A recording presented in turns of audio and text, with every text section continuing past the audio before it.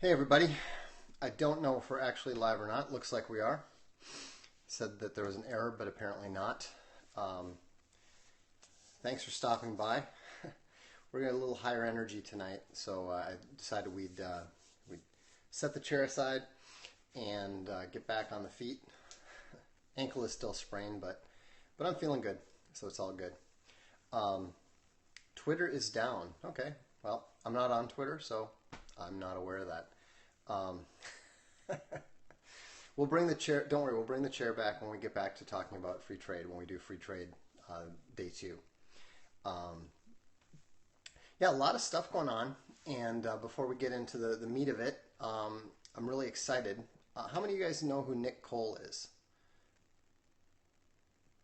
Oh, I haven't posted the Trump slide stuff. I'll do that tomorrow. Um, Nick Cole is a Castalia author. He's really good. Um, this is one of his books we publish in print, Control Alt Revolt. It's fantastic. As a game industry guy, Nick Cole. As a game industry guy, I mean, he creates like this place I want to live. But it's really good. He writes mostly apocalyptic fiction. He won the Dragon Award for this book. He also wrote The End of the World as We Know It, which we also publish. We don't publish just so you're aware, we don't publish the ebooks. He does those himself, but we publish the paperbacks and the hardcovers.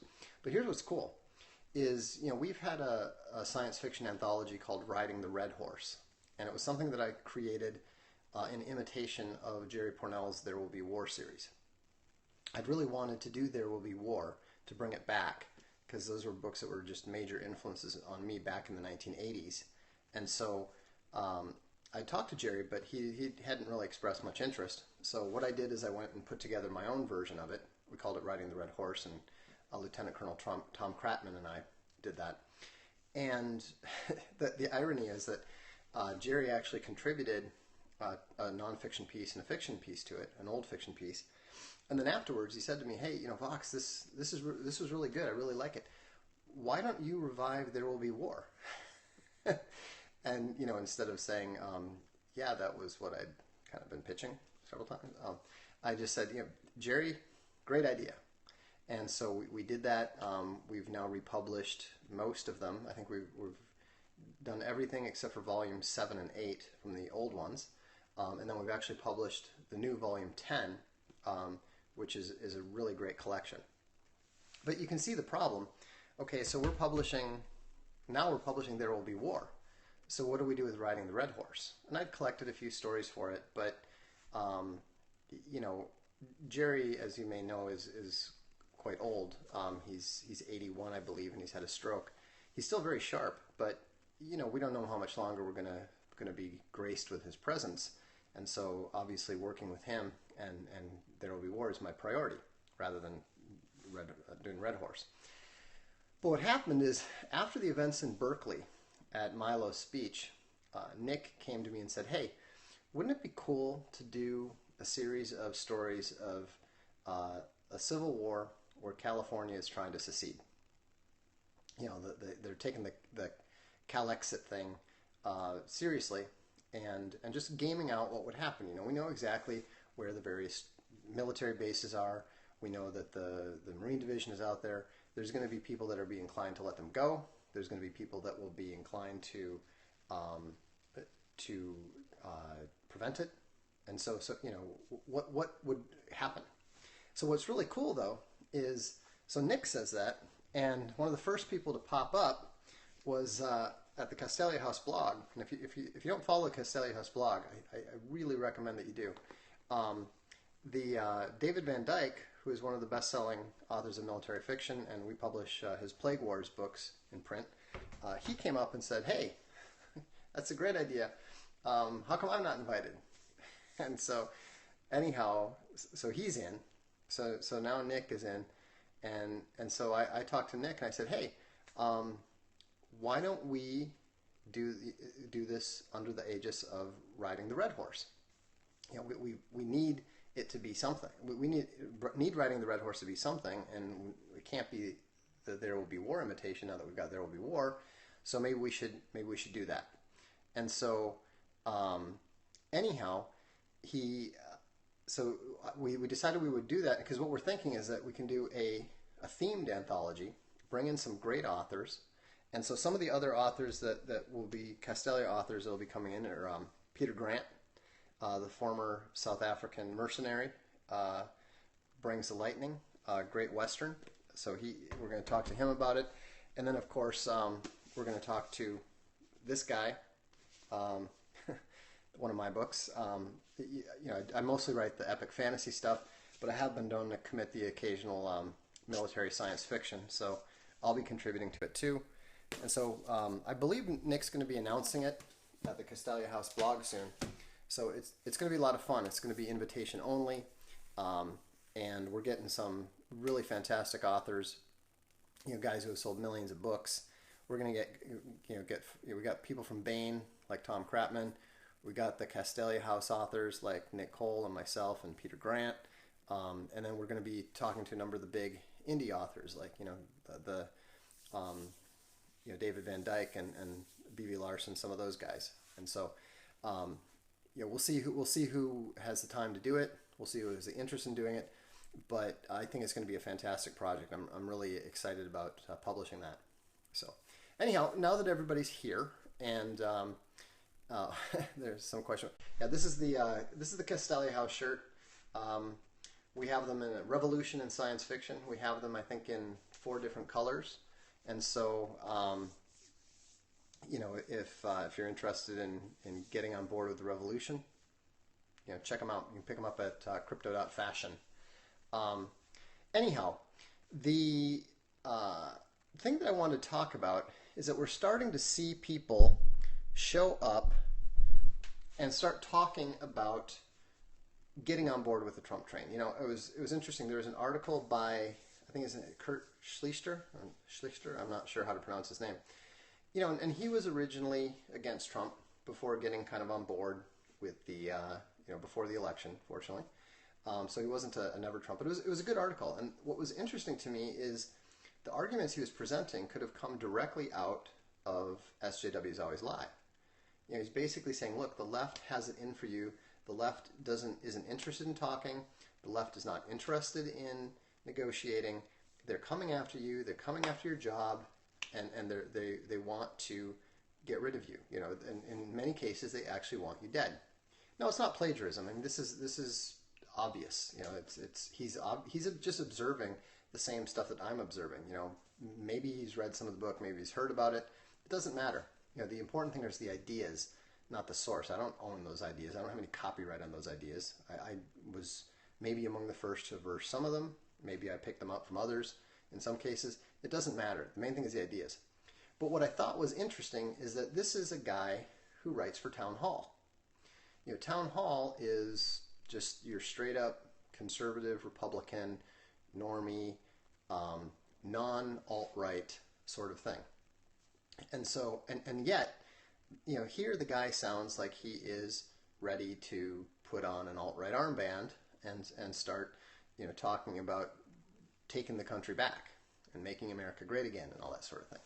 Now, I think that there is a place for guys like this. I think that people, the alt-right, as I've said, is the only political philosophy that is in harmony with science, with history, and current events.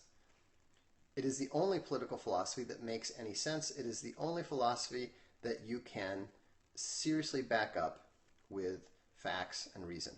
Conservatism will not do that. Conservatism is a posture. It is by its own definition, Russell Kirk. It is not an ideology, and so it is a reaction. It is a posture. It is an attitude, and so we have room. We need to embrace people who are coming on board with the Trump train. And yes, we are still winning. We are absolutely winning. And so, however, there is not room for the kind of conservative, for the kind of cuckservative, for the kind of neocon who wants to leap in front of the parade and claim to be leading it. And that's something very different. That's not what this guy Kurt Schlichter was doing. But it is the kind of thing that you're going to see. I think we've already seen it now from Ben Shapiro. Somebody told me that Shapiro is now wearing a, Make America Great Again hat and claiming, oh, okay, I was wrong, and that sort of thing. Well, that's fine and all, but I haven't heard him apologize to any of the people that he insulted and attacked. I haven't heard him, he hasn't come to me and said, hey, Vox, you were absolutely right. I was wrong.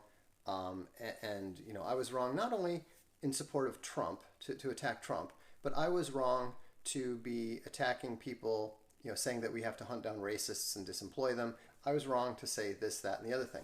There's absolutely no repentance, no remorse, only a desire to try to jump in front of the opposition and mislead it. They want to jump in just the same way the neocons all left the Democratic Party, jumped into the Republican Party, and immediately began steering it to the left. We are going to see people, we're going to see the Ben Shapiros of the world. We're going to see the, who are some of the others? We haven't seen that with Jonah Goldberg. Jonah Goldberg has made it very clear that he is not on the side of the right anymore, which is very disappointing to me. I really liked his book, Liberal Fascism, and yet when we saw liberal fascism at work at Berkeley trying to shut down Milo, what does Jonah say? He comes out and says, oh, well, as far as I'm concerned, the Berkeley rioters and Milo are my Iran-Iraq war. I don't care who wins. Well, that's complete bullshit. It's absolute nonsense. It's very clear that this is not somebody who is on the side of the Trump administration. This is not someone who is on the side of the right wing, and this is not someone who is on the side of America. These are people who are literally anti-American nationalism, anti-American national interests. Okay? And they are people that cannot be allowed to interfere in any way with what the Trump administration and what Darth Bannon and the others are attempting to accomplish. But that's what they're going to do. We saw this with the Tea Party. What did we see with the Tea Party? The Tea Party, comes up and, they explode onto the scene. People are freaking out about the financial crisis. They're freaking out about all the problems that they see with the bifactional ruling party, the alliance of Democrats and Republicans in Washington, D.C. And they are absolutely trying to, they're absolutely attempting to, with the Tea Party, you had people like Richard Armitage, I believe is his name, and people like Dana, what's her name? I'm spacing on her name. All these media whores immediately leaped in front of the Tea Party, and they claimed that they are Tea Partiers. They claimed, oh, we are. No, it wasn't Dana Perino. It was the one who used to be Monologues. Dana Loesch. That's it. That's right. Anyhow, Dana Loesch. I ran across her before she got into politics at all. Okay, she called herself Monologues, and she was a mommy blogger. And when the Tea Party came up, she immediately threw herself in front of the Tea Party, claimed to be a Tea Party leader, and so forth. And like Richard Armitage and all the other people who claimed to be Tea Party leaders, promptly steered it off the tracks and into irrelevance. The Tea Party managed to get some people elected, and then the whole thing fell apart because the people that they got elected had absolutely no integrity. They did not have the integrity of the people around Trump. And so it's very important for people on the Trump train to make sure that these opinion leaders are not permitted to try to steer things away from the direction that is required at this point in time. Right now, the only issue that really matters in the United States is immigration. and repatriation. The only thing that really matters is getting the country moving back in the direction of the pre-1965 demographics. That is what will make America great again. More importantly, that is what will make America America in. You don't let the Goths in. Sink the damn ships. Refugees always ruin countries. Always. And so, because they are not part of the nation, they cannot be part of the nation, they turn a nation into a multinational society. And multinational societies always end up devolving into identity politics, and there's no national interest because there is no nation. For the last 60 years, we've seen the USA go from a reasonably coherent nation, and it has devolved into a multicultural, multinational, multi-religious society. And so the problem there is that the society naturally cracks up, breaks up, and is destroyed. That has always happened. It happened to the Romans. It happened to the Byzantines. It happened in England before. It happens everywhere. And so, it is probably too late for the United States to survive as a single coherent political entity. I've predicted that it's going to. I predicted 10 or 12 years ago that it is going to break apart in 2033. Now, maybe, just maybe, Trump and Bannon and the rise of the alt-right can do something about that. I don't know. We don't know. But all we know is that it's something that we have to focus on, because that is necessary all throughout the West. It's not just the United States. The same pattern is at work throughout the West. Everywhere from Sweden, all across Western Europe, Canada too. And so if we want to if we want Western civilization to survive, it has to be Western. It has to be European. And some of you aren't going to like this, but it has to be Christian. Because without those elements, it cannot survive. And so and this is unfortunate. Nobody's saying that this is a wonderful thing, but it is it is the natural consequence of what happened because of the encouragement of the open society. The open society is a complete failure. Liberal, secular, limited democracy is a complete failure. If you look at my books, you can see, you can maybe see that orange book over there. That is Francis Fukuyama's his book on the origins of political order. There's also his famous book, The End of History and the Last Man. He predicted that liberal secular democracy was the final form of government. It could not be improved upon, he said. But events have already proven him wrong. They've already demonstrated that this can't work. And so, you've got people like George Soros who seriously or not, I don't know how serious he is about it, but he subscribes to the idea, the whole open society of Karl Popper. And Popper, Popperism, Fukuyama, all this liberal secular democracy, all of those things are all a failed ideology. And most people don't realize it yet because they've been indoctrinated into it. And so, but the thing is, even if the alt-right didn't exist, liberal secular democracy would be a failure. Communism failed because of its internal economic contradictions. The open society fails because of its economic predictions and also because of its anti-nationalist inclinations. Globalism is not functional. Globalism, like communism, like feminism, like socialism, like Nazism, is a failed ideology. Now, a lot of the people that we see that are going to want to jump on the Trump train are people who still cling to those ideologies.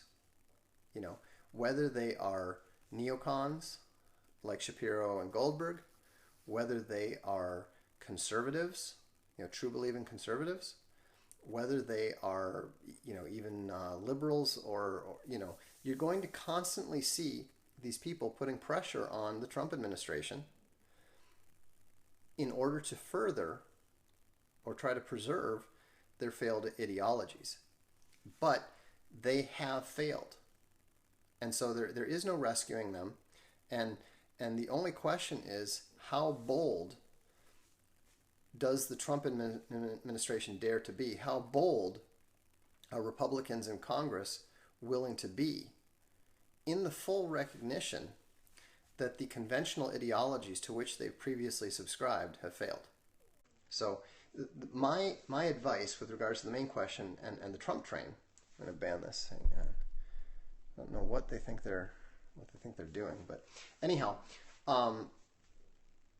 the answer is we should welcome conservatives and even liberals who are willing to embrace the task of making America great again, who are willing to embrace the leadership of the God Emperor, and who are willing to do what it takes to restore what is no longer a nation and make it a nation again. And there's going to be a lot of opposition to it. You know, in the New York Times today, Ross Douthat was saying, okay, well, you know, all of our new myths have failed. All of our new myths have failed, but, you know, we need to get back to the old myths, but they're false too. You know, so he is still resisting the truth. And so the important thing is to focus always on what is true, what is real, and you know, I think that what we're going to see, you know, people are saying, oh, well, you know, is Trump getting scared? Is he getting knocked back? What's going on? He's doing what he always does. He pushed, he tested, then he steps back. And then what he's going to do is jump in again, and he's going to hit harder than anybody is expecting, possibly harder than you and I expect. So anyhow, I appreciate you tuning in. We'll be doing another one tomorrow, probably, hopefully, at the usual time of 7 p.m. And until then, I would encourage you to visit the blog. Come by voxday.blogspot.com, visit casteliahouse.com, and we'll look forward to seeing you soon.